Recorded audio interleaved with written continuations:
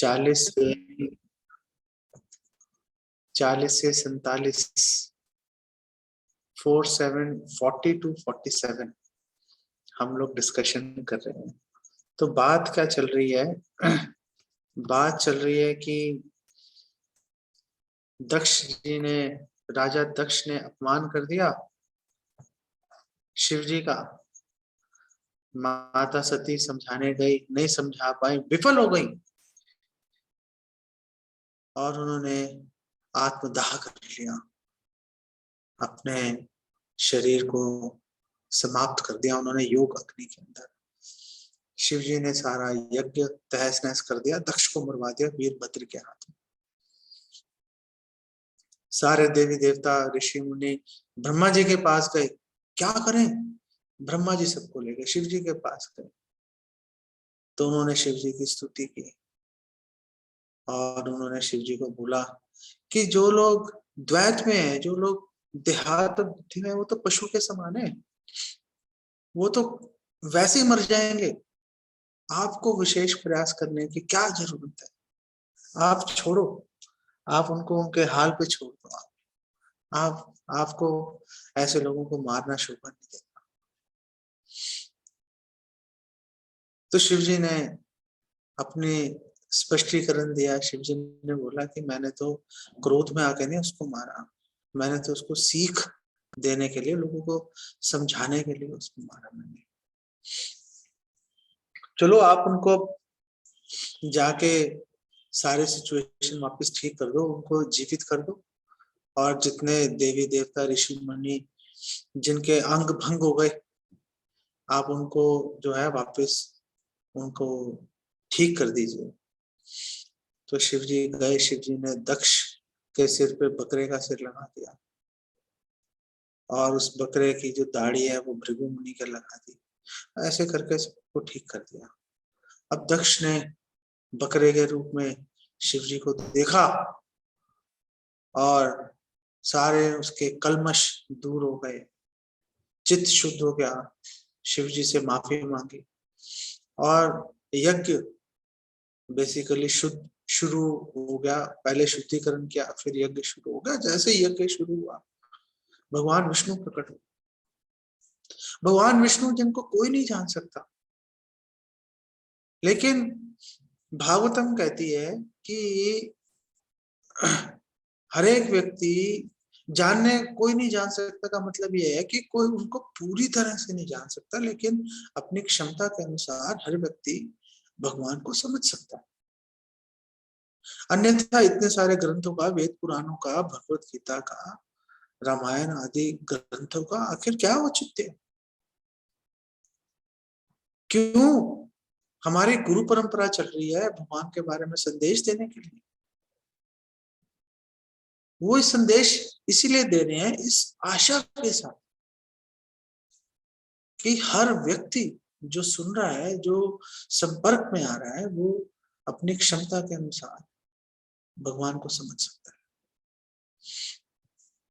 अब जब भगवान वहां पर प्रकट हुए, बहुत ही मन मन मुस्कुरा रहे थे, गरुड़ जी की पीठ पर, कंधे पर सवार थे वो, श्याम रंग पीत वस्त्र उन्होंने धारण किए हुए थे, गले में वैजंती माला और वक्ष पे लक्ष्मी सुशोभित थी। अष्ट भुजाओं में भगवान ने 8 भुजाओं का अपना रूप वहां पर प्रकट किया।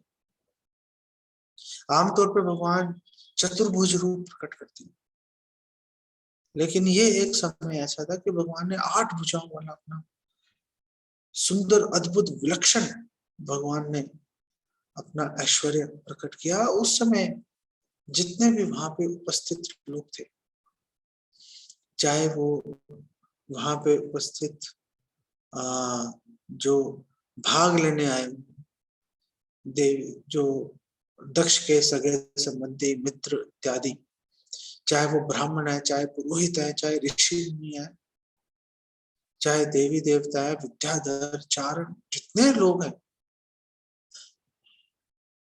हर वर्ग ने अपनी क्षमता के अनुसार भगवान की स्तुति की और उनकी स्तुति जिस भी व्यक्ति ने, जिस भी वर्ग के लोगों ने जो स्तुति की, उससे आप समझ सकते हो कि वो अपने आप को उस स्तुति के साथ में आइडेंटिफाई कर रहे हैं। किसी और की जो है अच्छी लगने वाली कविता उठा के नहीं लगा रहे हैं, अपने अनुभव के अनुसार, अपने जो उनका व्यक्तिगत अनुभव है भगवान के साथ में, उसके अनुसार बात कर रहे हैं। जहां तक दक्ष की बात है, सबसे पहले दक्ष ने बोला कि मैं एक्सेप्ट करता हूँ, स्वीकार करता हूँ कि मैं भौतिक प्रकृति के प्रभाव में हूँ, लेकिन हे भगवान आप दिव्य हैं,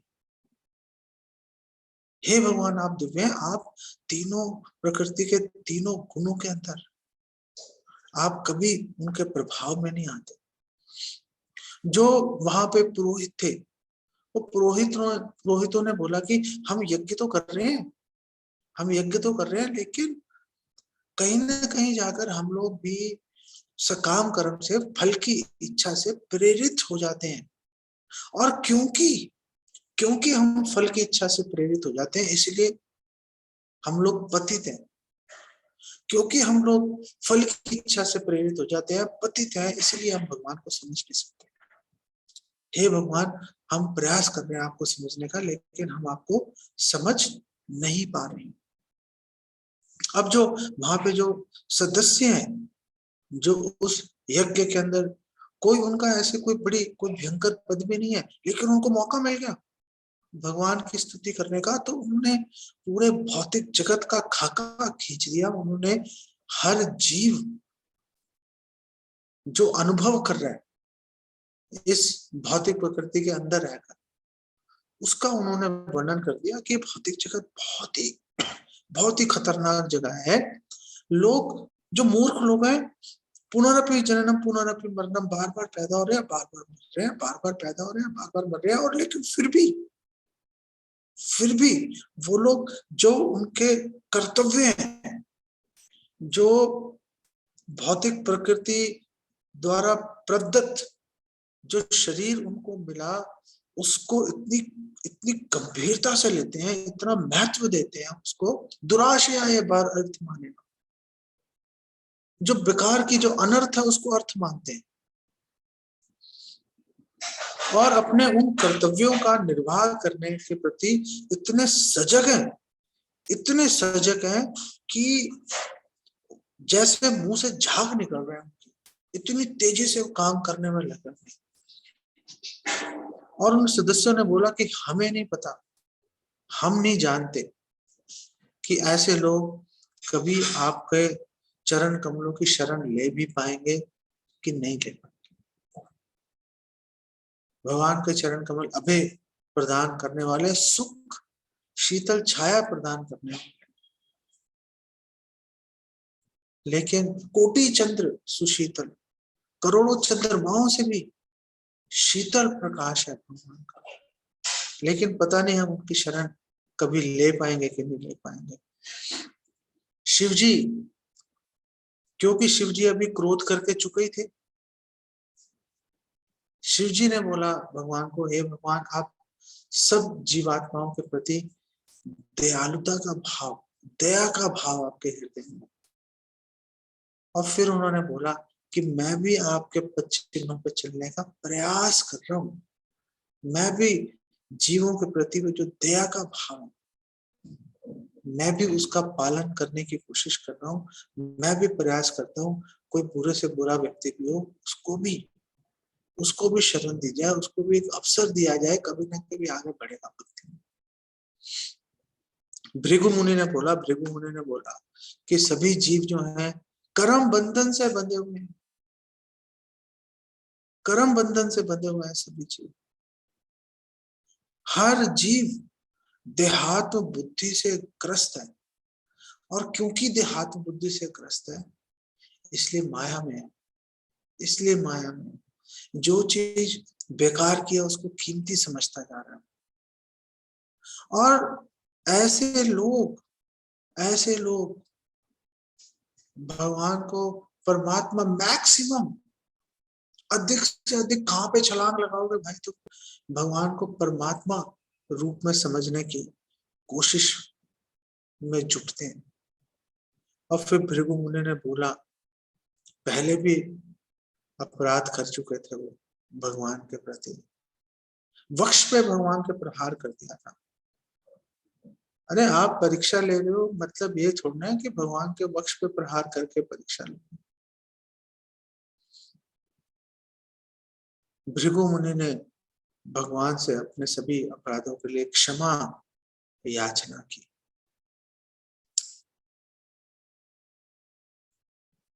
श्रील प्रभुपाद यहाँ पर कहते हैं कि मुक्ति के लिए, इस भव सागर से पार निकलने के लिए, मोक्ष प्राप्त करने के लिए अपनी ताकत पर कभी निर्भर मत रहो।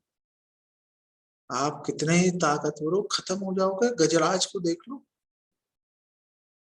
गजराज को देख लो, नहीं लड़ पाया मगरमच्छ से, नहीं लड़ पाया मगरमच्छ से। आखिर में भगवान की शरण मिली तो बचा। श्रीला प्रभुपाद बोल रहे हैं कि अगर बचना चाहते हो, एक ही रास्ता है, भगवान की शरण ले लो, बस तब जाके बचो। ब्रह्मा जी ने बड़ी महत्वपूर्ण की बात की। ब्रह्मा जी ब्रह्म गौड़ीय वैष्णव संप्रदाय के संस्थापक आचार्य हैं, और ब्रह्मा जी ने एक आचार्य के रूप में, ब्रह्मा जी ने गुरु परंपरा के महत्व पर जोर दिया। ब्रह्मा जी ने बोला कि इंद्रिय जनित ज्ञान, इससे कभी भगवान को समझा नहीं जा सकता। हम सब लोगों का, आपका मेरा व्यक्तिगत अनुभव है, हम लोग कभी भी अपने प्रयासों से भगवान को समझ नहीं सकते। ये तो प्रभुपाद की दया से हमें प्रभुपाद की शरण मिल गई, हमें गुरु परंपरा की शरण मिल गई। तो अब जाके हम, एक आशा की किरण है कि भगवान को कुछ लेश मात्र हम भगवान को समझ पाएंगे, भगवान की महिमा को हम जान पाएंगे, भगवान की कुछ हम सेवा कर पाएंगे।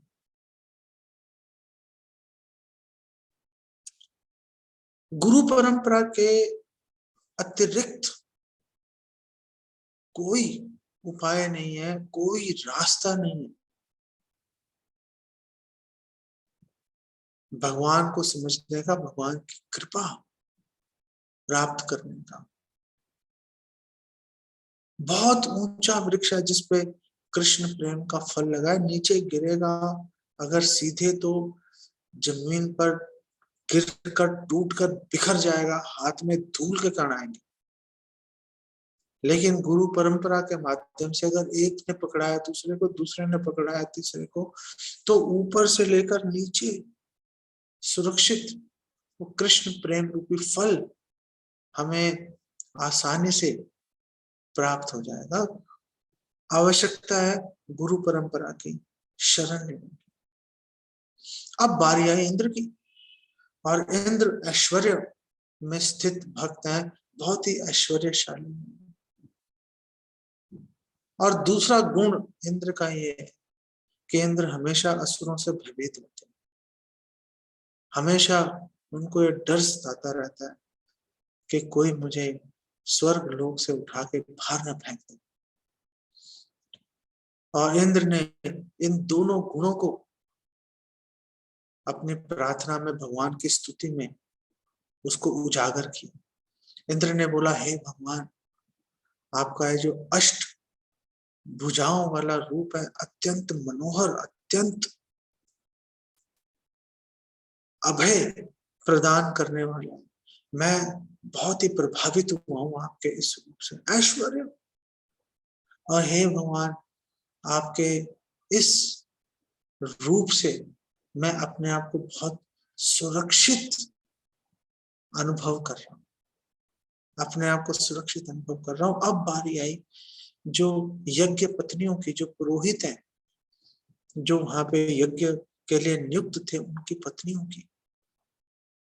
और उनकी पत्नियों ने भगवान को बोला कि यज्ञ आखिर पूर्ण कैसे हो सकता था। यज्ञ की पूर्णता को जांचने के सिर्फ दो ही तरीके थे, सिर्फ दो ही तरीके थे यज्ञ की पूर्णता को जांचने के लिए। एक था कि जो यज्ञ में जिन पशुओं की बलि दी जानी थी उनसे पता चल जाता कि यज्ञ पूर्ण हुआ कि नहीं हुआ, क्योंकि अगर यज्ञ पूर्ण हुआ, अगर यज्ञ ठीक से संपन्न हुआ तो वो पशु दोबारा से जीवित हो जाते, लेकिन वो तो मार डाले गए। तो फिर कैसे यज्ञ पूरा हो सकता था? कैसे पता चलेगा कि यज्ञ पूरा हो गया? अब तो बस एक ही तरीका रह गया था यज्ञ की पूर्णता को जानने के लिए। क्या था वो तरीका? कि भगवान स्वयं ही प्रकट हो जाए तो जानेंगे कि यज्ञ संपूर्ण हो गया हमारा।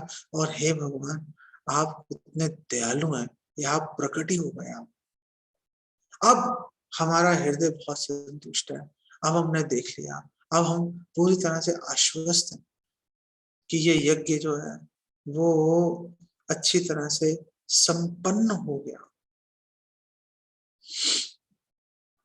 जो वहां पे संत महात्मा थे उन्होंने भगवान की वैराग्य की, क्योंकि खुद वैरागी हैं, भगवान के वैराग्य की उन्होंने प्रशंसा की और उन्होंने बोला, हे भगवान, आप अपने वक्ष स्थल पर स्थित लक्ष्मी जी से भी आसक्त नहीं हो, पूरा संसार उनकी कृपा याचना कर रहा है, आपको कोई आसक्ति नहीं है। लक्ष्मी सहस्त्र शत संभ्रम से विमान, करोड़ों लक्ष्मियां आपकी सेवा में लगी हैं, लेकिन आप उससे बिल्कुल भी आप उससे आसक्त नहीं। अब बारी है सिद्धों की, जो सिद्ध है, जो अष्ट सिद्धियों से परिपूर्ण है, अनिमा, लघिमा, वशयिता इत्यादि। उन्होंने बोला, वो कह रहे हैं कि भौतिक जगत तो एक जंगल की आग की तरह है। अरे तो जंगल की आग में झुलस रहे हाथी को कैसे उसके प्राणों की रक्षा होगी जब वो नदी में छलांग लगाएगा, जब वो नदी की शरण लेगा। इसी प्रकार पूरा संसार एक दावाग्नि के समान है, इससे बचना है तो कृष्ण कथा रूपी जो अमृत से सराबोर नदी है, इसकी शरण लेनी पड़ेगी। तो जाके हमें इन जो तीन ताप है, जो हमें ये भौतिक संसार निरंतर हमें असंख्य असीमित काल से हमें देता ही जा रहा है, उससे जाके हमारा छुटकारा होगा। दक्ष की पत्नी ने बोला कि हे भगवान, ये जो यज्ञ है ये तो एक शरीर की तरह है, और इस शरीर के प्राण कौन है? इस शरीर के प्राण तो आप स्वयं ही हो।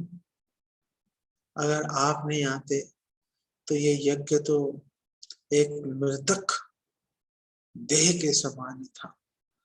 आप प्रकट हो गए, आपकी इच्छा।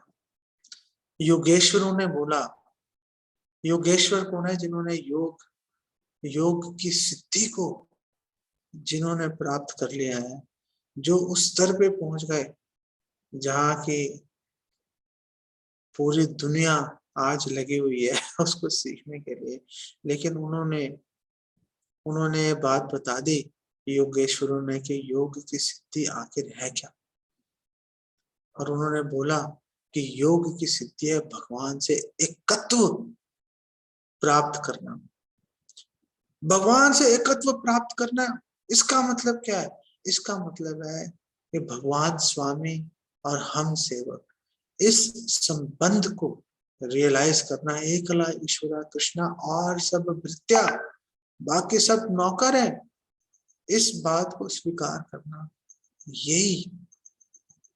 यही भगवान से एकत्व प्राप्त करना। और जो व्यक्ति इस दासत्व के भाव में भगवान से एकत्व प्राप्त कर लेते हैं, भगवान उनके प्रति अनुग्रह करने के लिए कातर हो जाते हैं, अनुग्रह करने के लिए कातर हो जाते हैं।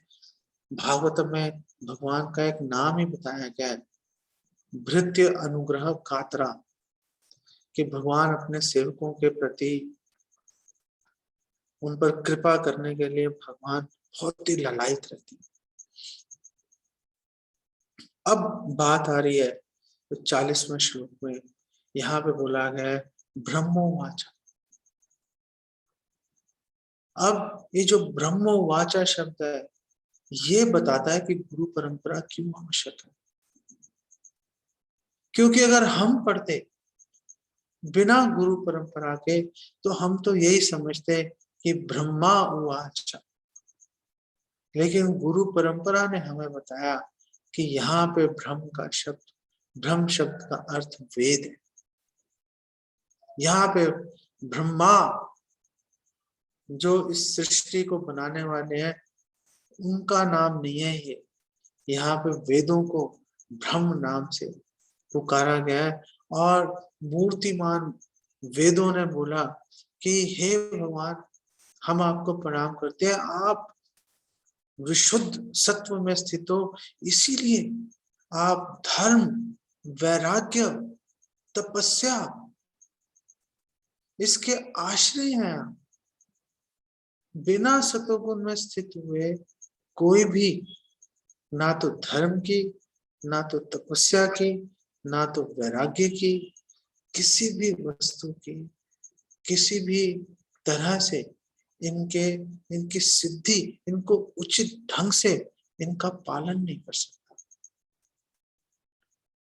और वेदों ने बोला कि आप सारे जितने भी 3 गुण है भौतिक प्रकृति के, इनसे दिव्य हो, आप निर्गुण हो और आपकी गुणों को या आपको कोई जान नहीं सकता। ब्रह्मा जी भी इस बात की स्तुति कर रहे हैं, अद्वैतम अच्युतम अनादिम अनंत रूपम आद्यम पुराण पुरुषम नवयौवनम च वेदेषु दुर्लभम अदुर्लभम आत्म भक्तो गोविंदम आदि पुरुषम तमहम भजामि। ब्रह्मा जी कह रहे हैं कि जो वेद है, वेदेषु दुर्लभम, वेदों के द्वारा भी भगवान को जाना नहीं जा सकता। केवल और केवल अदुर्लभम आत्म भक्तो, केवल और केवल भगवान के प्रिय भक्त बन के भगवान की सेवा में अनुरक्त होकर केवल इसी माध्यम से भगवान को जाना जा सकता है। और श्रीला प्रभुपाद एक्सप्लेन कर रहे हैं कि जब वेद कह रहे हैं कि हे भगवान आप निर्गुण हो, तो इसका मतलब ये नहीं है कि भगवान में कोई गुण नहीं है। इसका मतलब ये है कि भगवान के सारे गुण दिव्य हैं, भौतिक प्रकृति से उनको कोई सरोकार नहीं। जब वेदों ने बोला भगवान को कि हे भगवान आप शुद्ध सत्व में स्थित हो, तो ये जो सतोगुण है, सतोगुण का मतलब क्या है? सतोगुण का मतलब है ब्राह्मण बनना।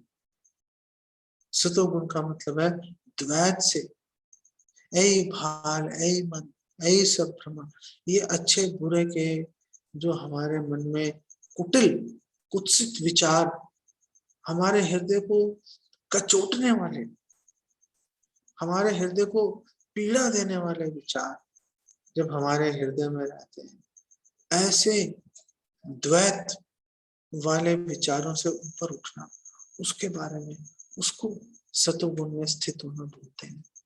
अब बारी आई अग्निदेव की, और अग्निदेव जो है उन्होंने भी अपने जो उनका अनुभव है उसके अनुसार उन्होंने बात की। उन्होंने अग्निदेव की खासियत है एकदम चमकदार है, अरे आज तो तुम बिल्कुल आग की तरह चमक रहे हो। वो आग अग्निदेव ही बोल रहे हैं, और अग्निदेव कह रहे हैं कि हे भगवान ये जो मेरी चमक है ये केवल और केवल आपकी दया के कारण है। मेरे में ताकत नहीं है कि मैं इतनी चमक अपने आप से पैदा कर सकूं। और ये जो मैं घी, दही इत्यादि दुनिया भर की जो आहुतियां हैं जो मैं स्वीकार करता हूं, ये सब आपकी दया की वजह से। और आगे आगे जब ब्राह्मण स्तुति करेंगे तो पता चलेगा कि आखिर क्यों ये बात बोली जा रही है। और अग्निदेव ने बोला कि जो 5 तरह के भगवान को भोग लगाई जाती है, भगवान को अर्पण की जाती है जो वस्तुएं यजुर्वेद के अनुसार, वो आपकी विभिन्न शक्तियां ही है। और ये 5 तरह के जो वैदिक मंत्र जिनसे आपकी उपासना की जाती है, ये भी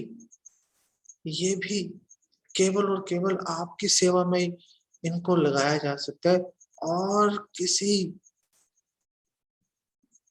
भी तरह से जो विभिन्न राग हैं, विभिन्न मंत्र हैं, उनको और किसी भी प्रयोग में लाना सर्वथा अनुचित है।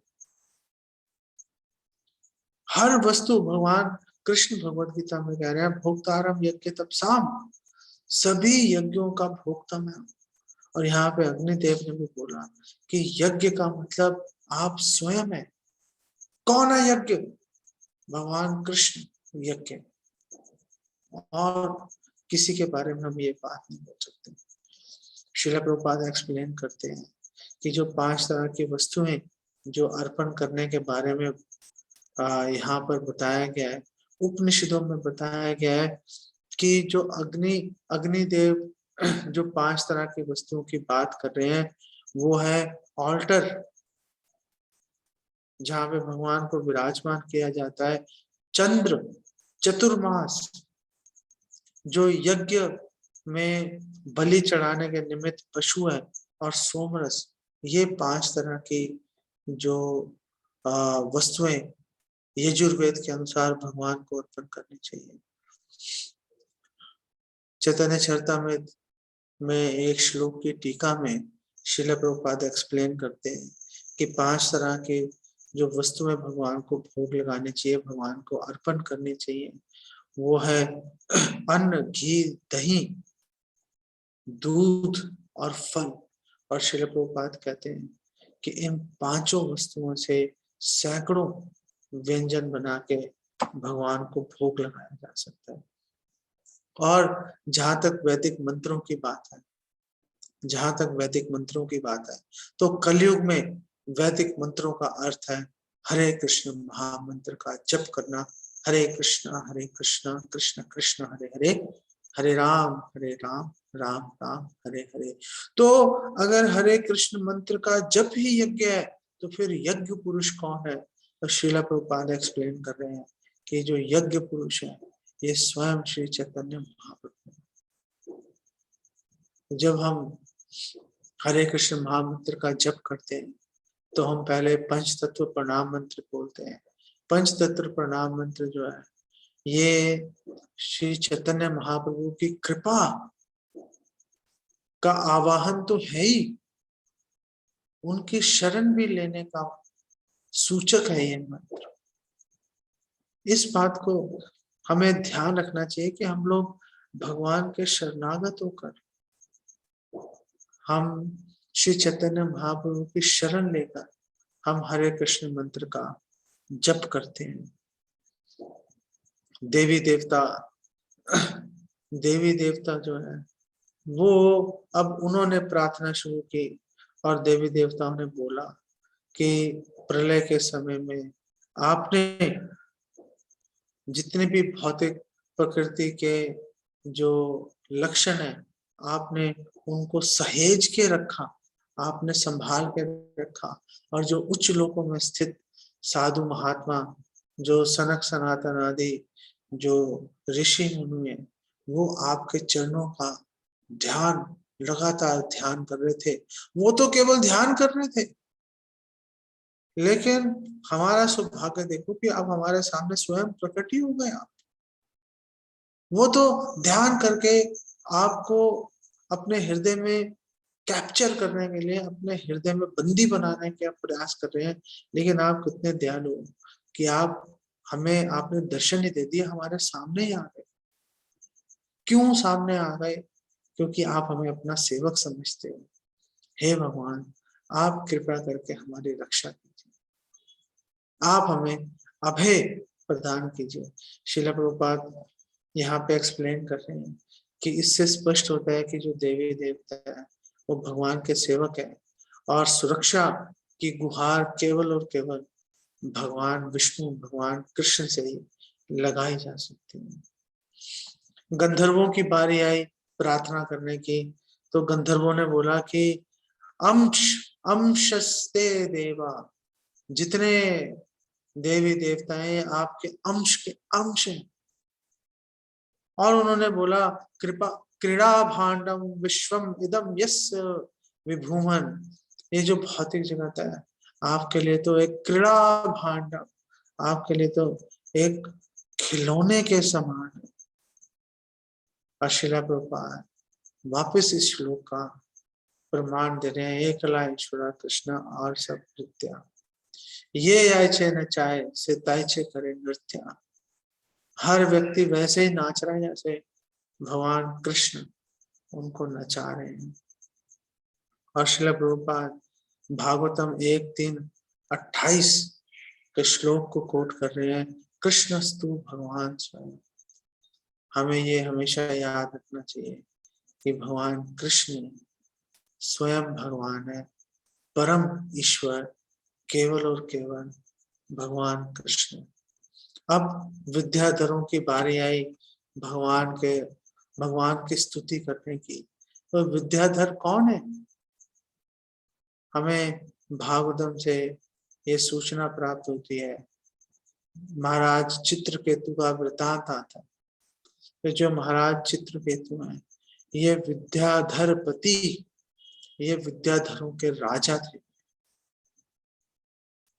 और हमें भागवतम के 10वें स्कंद में शायद 34वें अध्याय में हमें वर्णन आता है, जब एक सुदर्शन नाम का एक विद्याधर है, एक सांप का रूप धर के उसने नंद महाराज को निगलने की कोशिश की थी, और भगवान कृष्ण ने अपना चरण स्पर्श प्रदान करके उनका कल्याण किया था। तो फिर भगवान कृष्ण के जिज्ञासा करने पर उस विद्याधर ने बताया, इतना सुंदर अनुपम रूप, और उस विद्याधर ने बताया कि मैं अपनी सुंदरता के अभिमान में चूर चूर हो गया था, और इसी कारण से मेरा पतन हो गया। इसी कारण से मैंने, क्योंकि दूसरों का अपमान किया तो मुझे नीचे गिरना पड़ा एक सांप के रूप में। जब विद्याधर भगवान की स्तुति कर रहे थे उन्हें इन दोषों का याद था, और उन्होंने बोला कि हे भगवान, यद्यपि ये शरीर सिद्धि प्राप्त करने के हेतु है, आपकी भक्ति करने हेतु है, लेकिन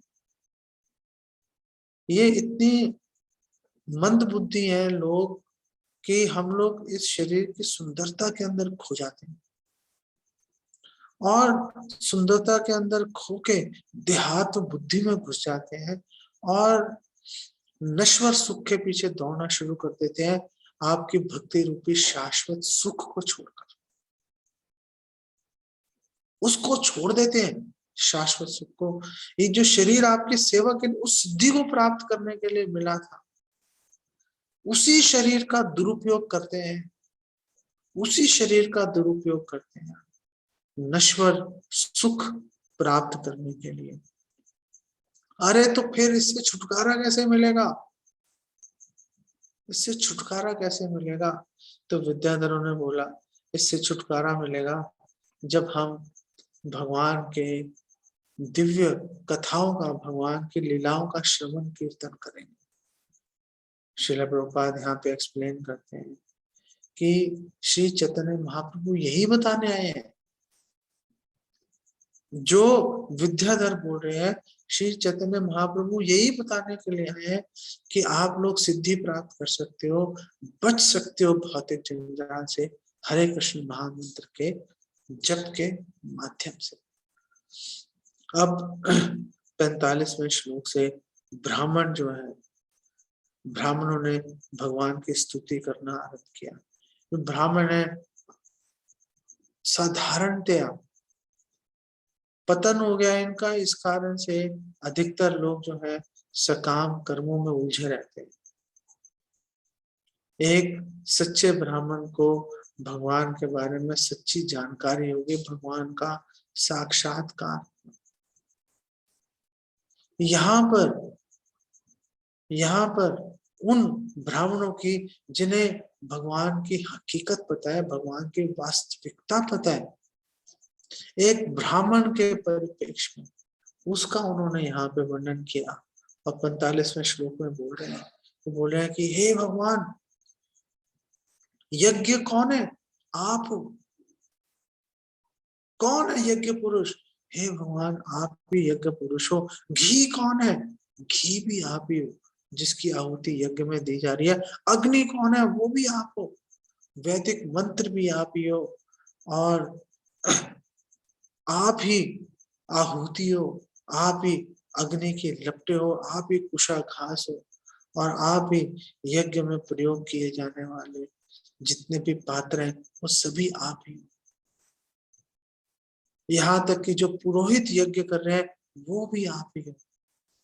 और जितने देवी देवता हैं जिनको हम यज्ञ में आवाहन कर रहे हैं और उनको उनका भाग हम लोग अर्पण कर रहे हैं, वो कौन है? हे भगवान, वो भी आप ही। इस यज्ञ में बलि दिए जाने वाले पशु भी आप ही है भगवान। हर वस्तु जो यज्ञ में प्रयुक्त है, हे भगवान, वे या तो आप स्वयं है या आपकी शक्ति है, आपके अतिरिक्त और कुछ नहीं। भगवान कृष्ण भगवद गीता के 9वें अध्याय के 16वें श्लोक में भगवान स्वयं इस बात को स्वीकार कर रहे हैं और भगवान बोल रहे हैं, अहम कर्तुर अहम यज्ञ स्वधा अहम औषधम मंत्रो हम अहम एवाच्यम अहम अग्निर अहम उत्तम।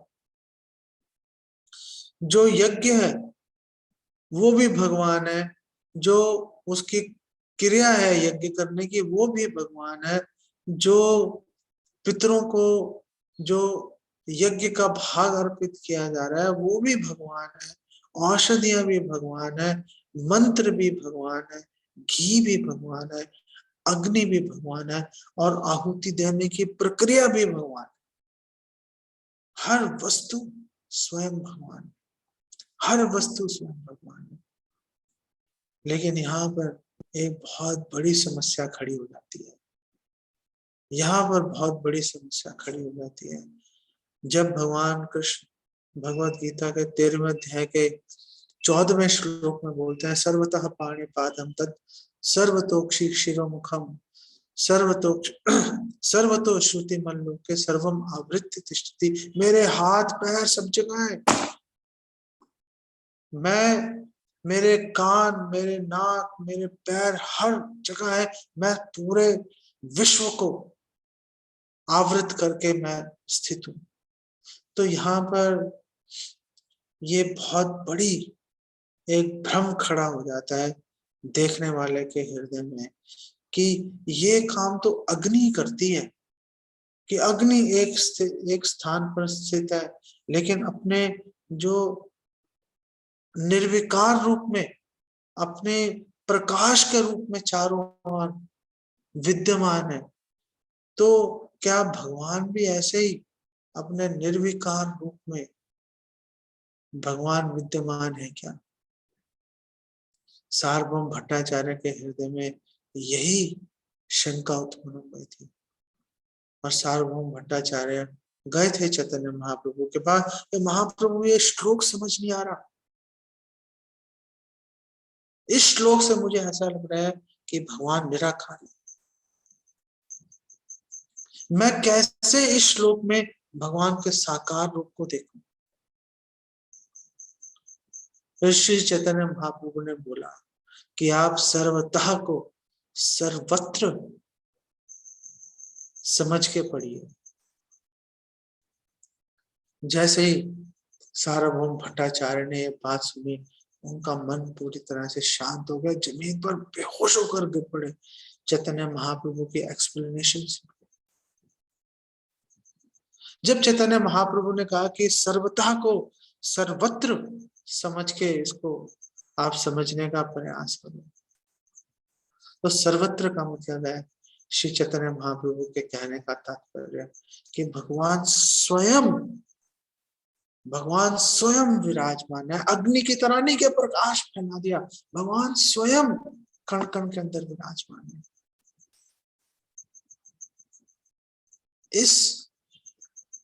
इस परिप्रेक्ष्य में अगर हम भगवान की महानता को समझेंगे तो जाके बात बनेगी।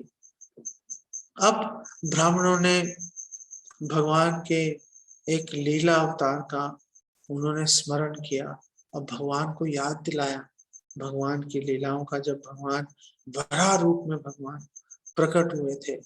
और यद्यपि भगवान शूकर रूप में आए थे, फिर भी जब भगवान उठे थे समुद्र से ऊपर तो उनके शरीर से पानी की बूंदें नीचे टपक रही थी, और भगवान ने जब अपने शरीर को भगवान ने झटके दिए तो पानी की बूंदें छिटक के नीचे गिरी।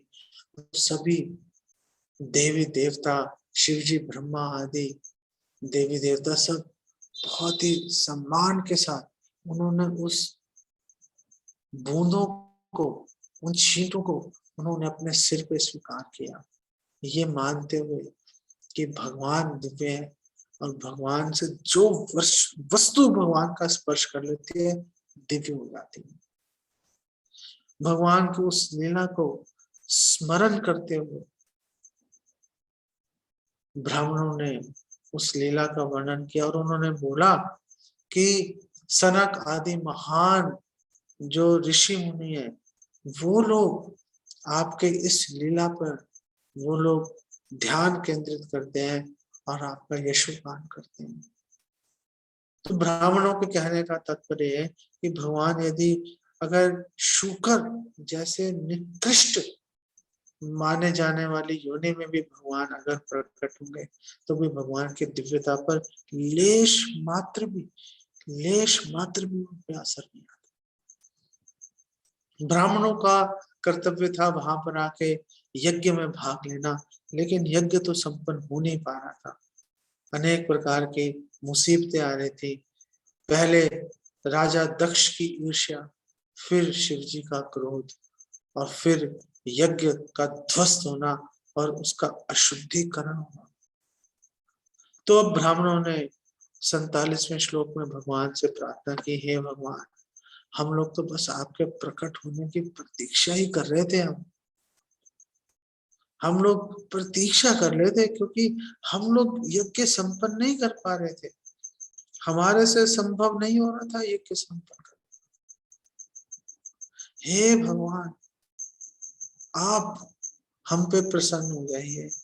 केवल आपका नाम उच्चारण करने से ही सारे जितने भी समस्त बाधाएं हैं, जितने भी रुकावटें हैं, वो सारे दूर हो जाते हैं। हे भगवान, हम आपके प्रकट होने की जय जयकार करते हैं।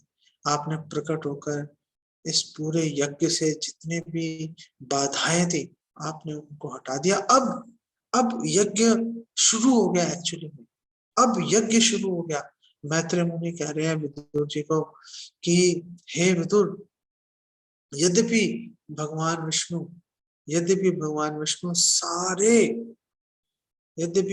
विष्णु सारे यज्ञों का भोग करते हैं, सभी जीवाओं के हृदय में परमात्मा रूप में स्थित है, फिर भी वो केवल अपना ही अंश लेते हैं। ऐसा नहीं है गोवर्धन लीला की तरह जितना उनको अर्पण किया गया सब भगवान उसको स्वीकार करके भगवान खा गए। यहाँ पर मैत्रेय जी कह रहे हैं भगवान केवल वही भोग करते हैं, सिर्फ उतना ही भाग लेते हैं जो विशेष रूप से उनके निमित्त है, विशेष रूप से उनके निमित्त है। भगवान ने उसको स्वीकार कर लिया। और यहाँ पर श्रील प्रभुपाद बोल रहे हैं कि भगवान विष्णु दूसरों के भाग पर डाका नहीं डालते, दूसरों के भाग पे डाका नहीं डालते। और श्रील प्रभुपाद एक बहुत ही रहस्य का यहाँ पे उद्घाटन कर रहे हैं, उसको प्रकट कर रहे हैं कि ये बोलने के द्वारा, इस वाक्य के द्वारा वास्तव में भगवान ये प्रकट कर रहे हैं कि भगवान प्रसन्न नहीं थे राजा दक्ष से कि उन्होंने शिव जी का भाग देने से इनकार कर दिया था। जो जिसका भाग है, जिसकी भगवान ने स्वयं व्यवस्था की है, हमें कोई अधिकार नहीं पहुंचता कि हम उसको बदलें। भगवान के जो नियम है, जो भगवान ने स्थापित किए हैं, उनको बदलना अच्छी बात नहीं। इसी तरह से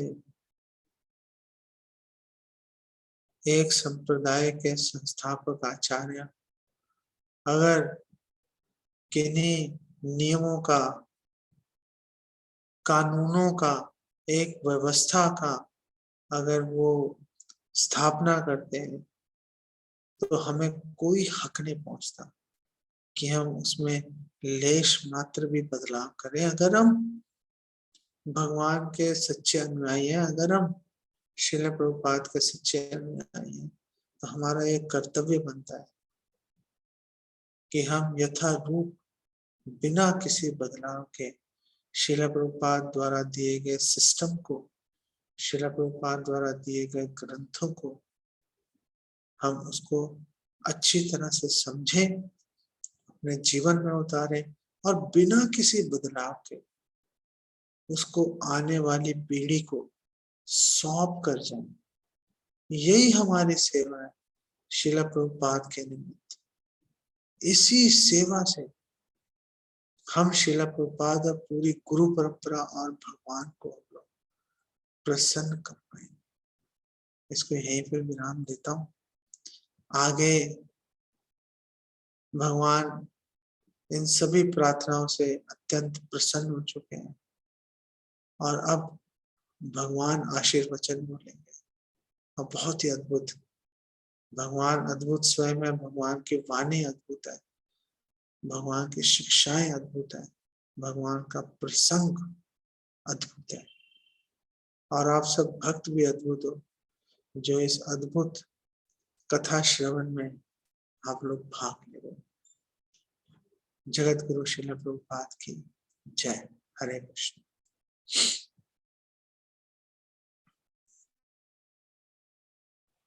हरे कृष्णा। मैंने सभी भक्तों को ओपन कर दिया। प्रभु जी आपको अभी अपना द्वारा खोलना होगा शायद। हरे कृष्णा प्रभु जी।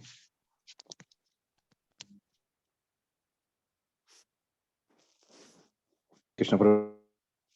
हाँ समीर प्रभु, हरे कृष्णा।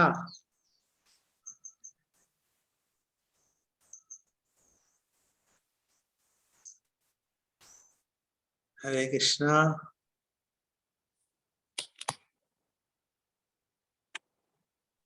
और भक्त बोल सकते हैं, लगता है उनका आवाज नहीं आ रहा है। हरे कृष्णा प्रभु जी। हाँ थोड़ा सा तेज बोलिए, आपकी आवाज तो आनी शुरू हो गई है। ठीक है प्रभु जी। हरे कृष्णा प्रभु जी। मेरे प्रश्न है कि आपने कर्म बंधन की बात की है और दूसरा जीवन में अनेक बाधाएं जो भगवान का नाम लेने से दूर हो जाती हैं। तो जी ये कर्म बंधन से, जैसे इतने टाइम से हरि नाम करते हुए भी मतलब चाहे बहुत शुद्धता नहीं होगी, शुद्धता होगी ही नहीं उस हरि नाम में, लेकिन ये कर्म बंधन से हम बाहर नहीं आ पाते, इसका क्या रीजन है? और दूसरी, हम सोचते हैं कि चलो हरि नाम कर रहे हैं, मतलब ऐसा कुछ सोचते तो नहीं है, हरि नाम करते जाते हैं, लेकिन बाधाएं कहीं ना जीवन में रहती हैं। सांसारिक जीवन में बहुत बाधाएं रहती हैं जिसे ना बहुत मुश्किल होता है कि हम उसे मतलब उससे बच पाए, एस्केप कर पाए, बहुत मुश्किल होता है प्रभु जी। तो इसका मतलब क्या रीजन होता है? मतलब पिछले जन्म के कर्म है, क्या रीजन है हमारा कि हम इन चीजों से बाहर नहीं आ पा रहे हैं प्रभु?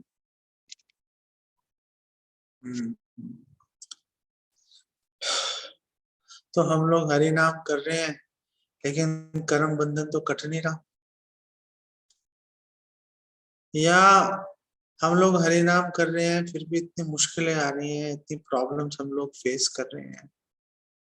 तो इससे क्या कभी बाहर निकल सकते हैं? क्या बाहर निकलने का क्या उपाय है? क्या हम ठीक से काम कर रहे हैं कि नहीं कर रहे हैं हम लोग?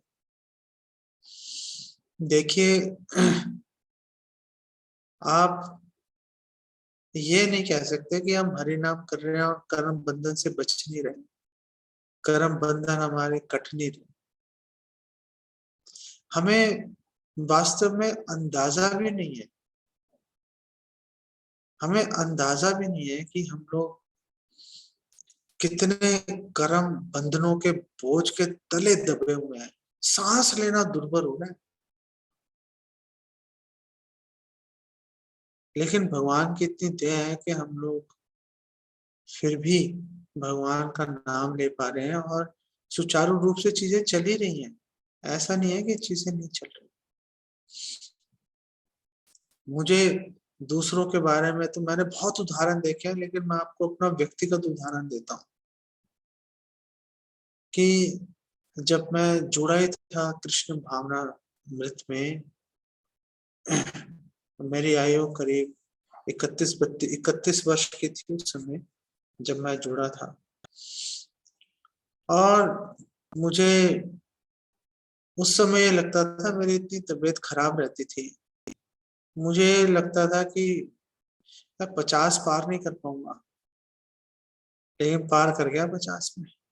तो कुछ नहीं हुआ, एक दवाई नहीं खाता मैं। कैसे हो गया, कैसे हो गया?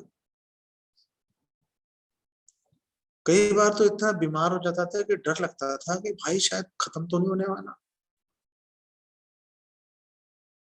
सब चीजें बदल गई।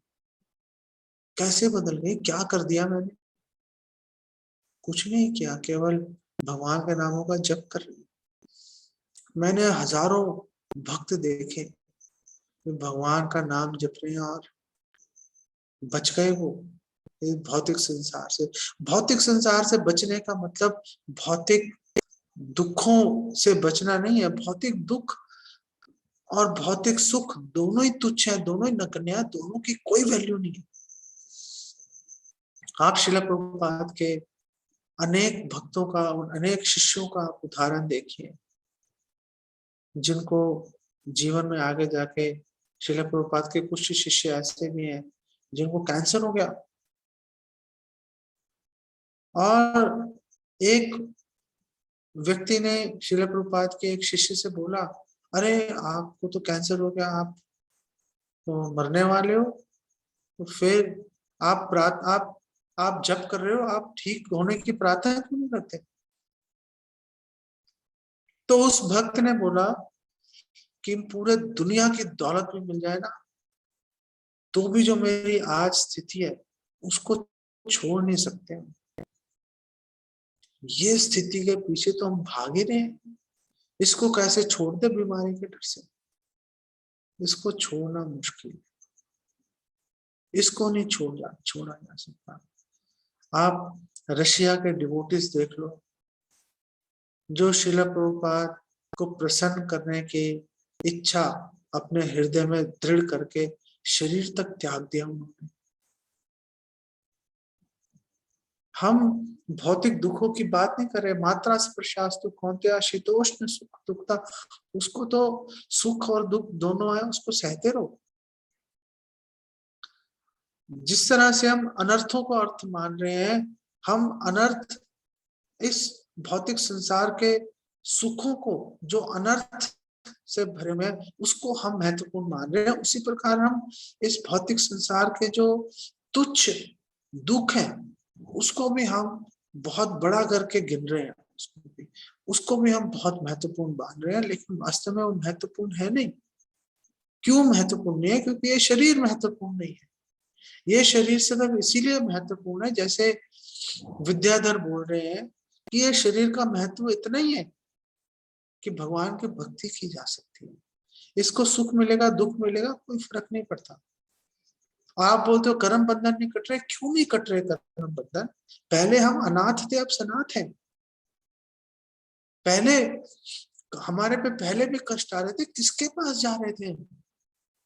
खुद ही जूझ रहे थे। आज हम बहुत कष्ट आएंगे तो भी हमारे पास भगवान तो है प्रार्थना करने के लिए। पहले ये सुविधा हमें प्राप्त नहीं थी। हमें भगवान की सुरक्षा उपलब्ध है, चाहे हमारा फेथ कम है फर्क नहीं पड़ता, है उपलब्ध। हम किसी ना किसी कितनी इंटेंसिटी से हम भगवान की शरण ले ही रहे हैं।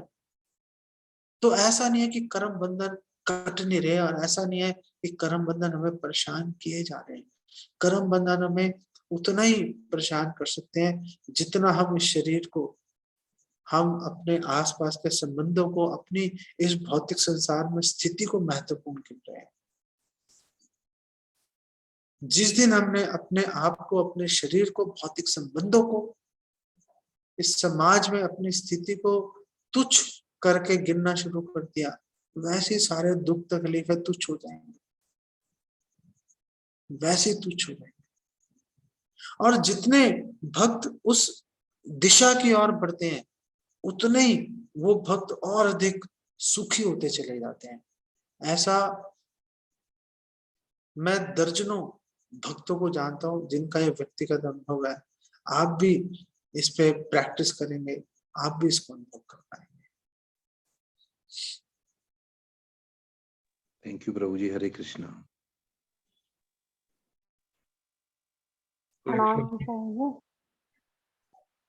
जी माता जी। प्रभु जी जैसे मतलब मुझे तो थोड़ा कम समझ में आया, जैसे आपने कहा ना भगवान विष्णु ने मतलब उतना ही भाग लिया, अपना भाग बाकी सबको अलग अलग दे दिया, उनको भाग देवताओं को, बाकी अच्छा, सभी देवताओं को भाग दिया। और लेकिन प्रभु जी जैसे वो कहते हैं कि मतलब भगवान वो जड़ है, जड़ में पानी डालेंगे तो पूरा पेड़ सूख जाएगा, फिर अलग अलग देवताओं को भाग भी दिया था उन्होंने, कैसे मतलब मुझे समझ में नहीं आया ये। तो माता जी को सब कुछ समझ में आ रहा है। ये प्रश्न इस बात का प्रतीक है।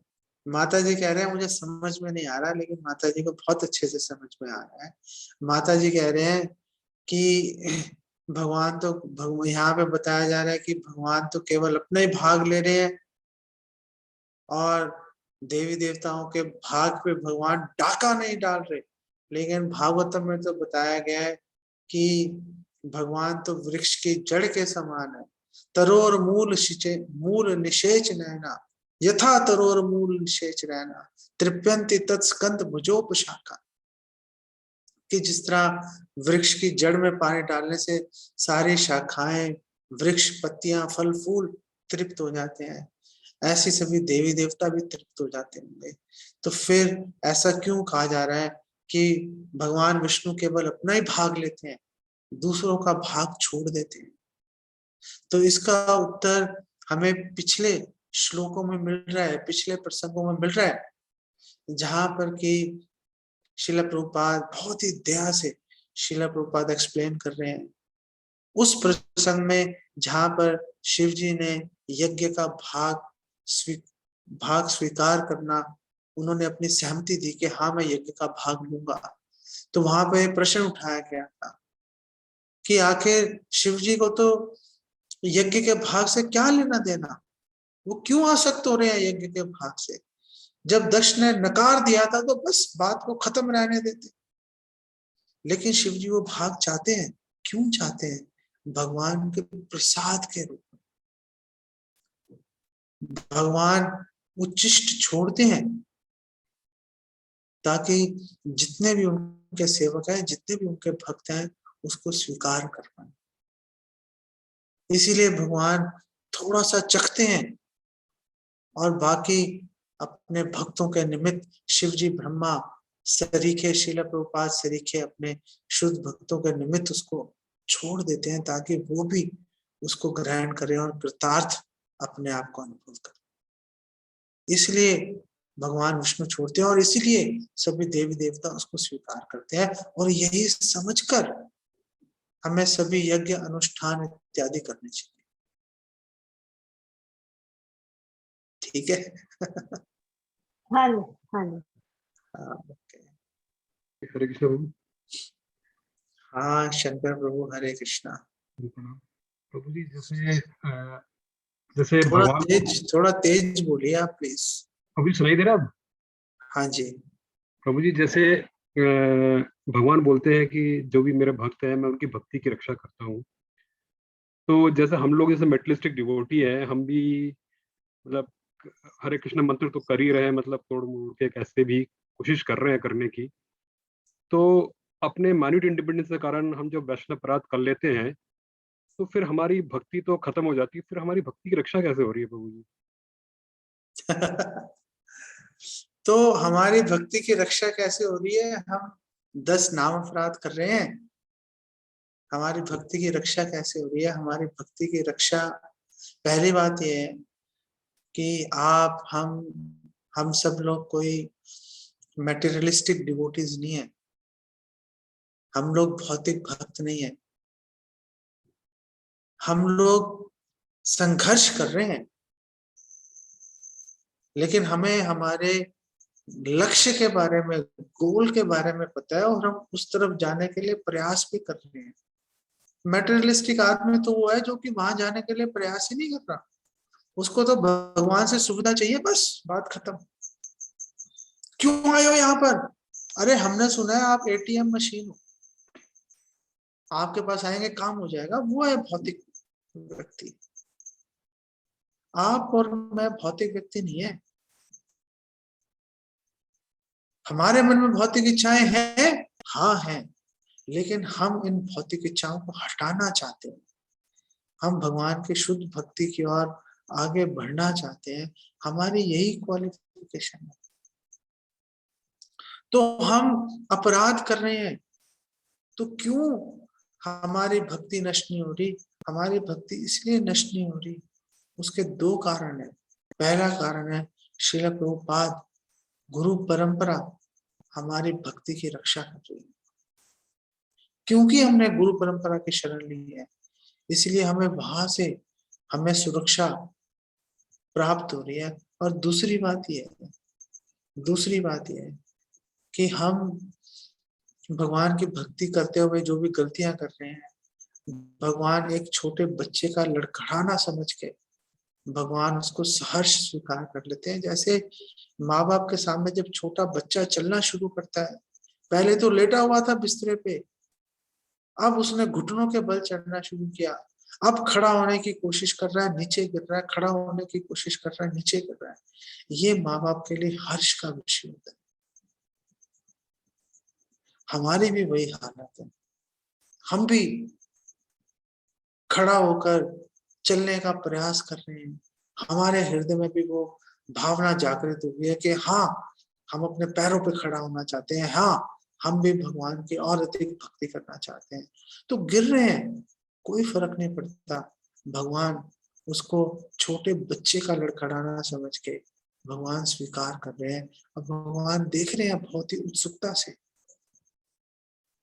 कि अभी ये लड़खड़ा रहा है, लेकिन मुझे पता है कि ये कुछ ही समय में ये सरपट दौड़ना शुरू कर देगा, और फिर एक ऐसा आएगा, समय ऐसा आएगा कि ये खुद तो सरपट दौड़ेगा ही, इसके पीछे लाखों लोग सरपट दौड़ेंगे। यही गुरु परंपरा है, और भगवान कृष्ण इसी बात की प्रतीक्षा कर रहे हैं। तो हमारा कर्तव्य क्या है? हमारा कर्तव्य है कि हम अपने अपराधों की ओर, अपराध बोध से दबकर हम खुद ही जबरदस्ती नीचे ना गिर जाए।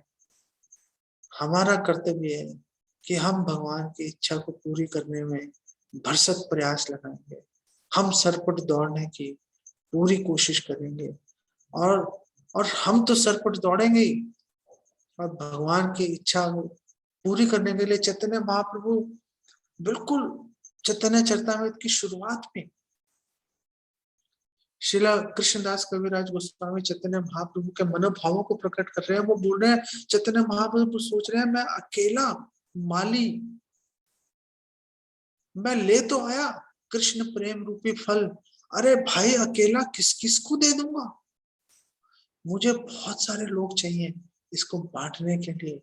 कब तक इसको कंधे पे उठा के घूमूंगा, इस भार को, कृष्ण प्रेम रूपी फल के भार को कब तक कंधे पे उठा के चलूंगा।